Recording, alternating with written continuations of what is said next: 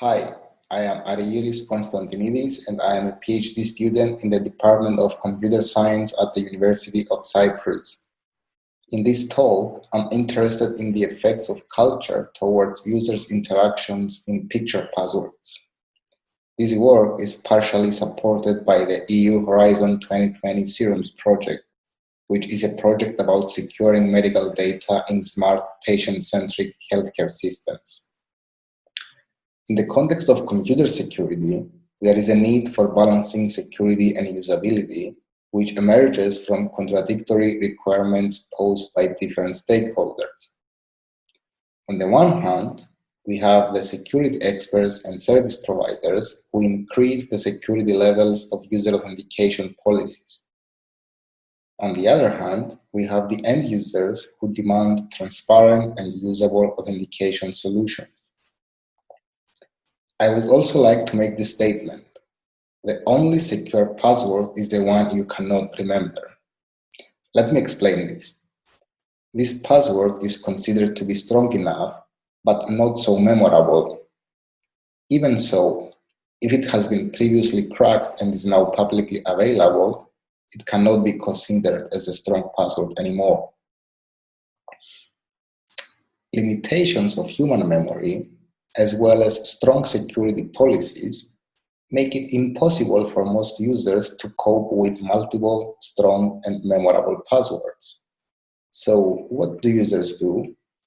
They often employ workarounds that violate security policies, such as reuse the same password across multiple accounts, share passwords with other users, or write their passwords down to paper or text files.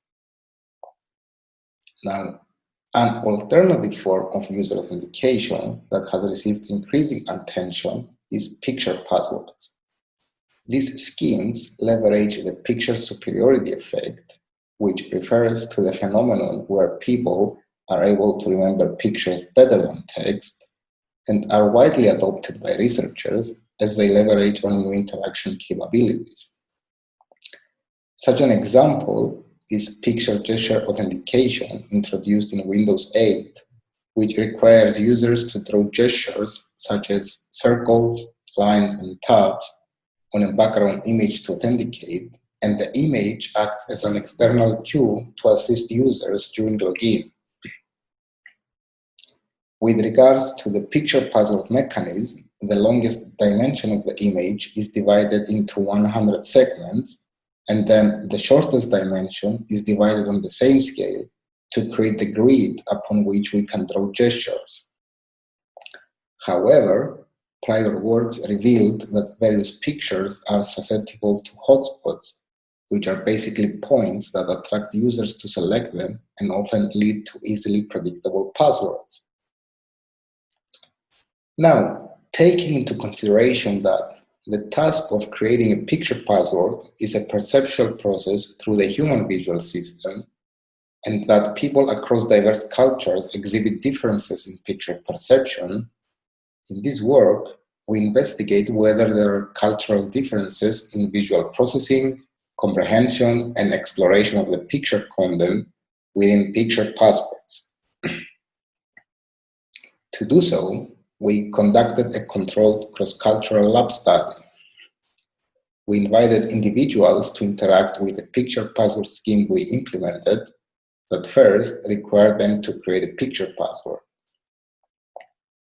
Regarding the method of the study, we followed a between-subject design and we recruited 67 participants, 36 of them living in Shanghai, China, and 31 living in Nicosia, Cyprus.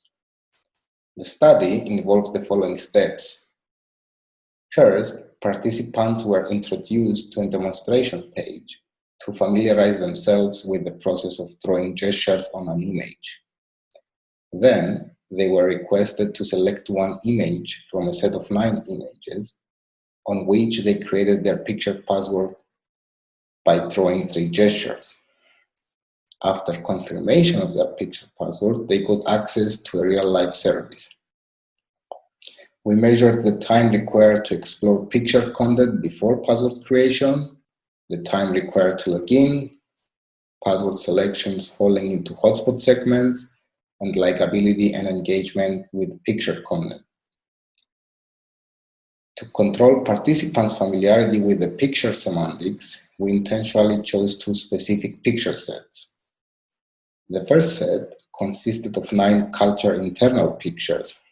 These pictures illustrate sceneries that are highly related to the participants' sociocultural experiences from their daily life context within the university campus.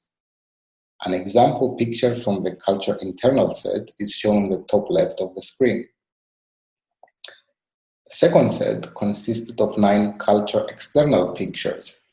These pictures illustrate the same daily life experiences, but in a different sociocultural context, such as sceneries from the university of a different culture, to avoid users being familiar with the scenery.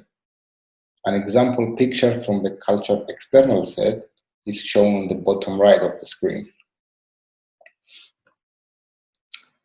With regards to the time required to explore the picture content before making password selections, we found that there was an interaction effect between culture group and picture type.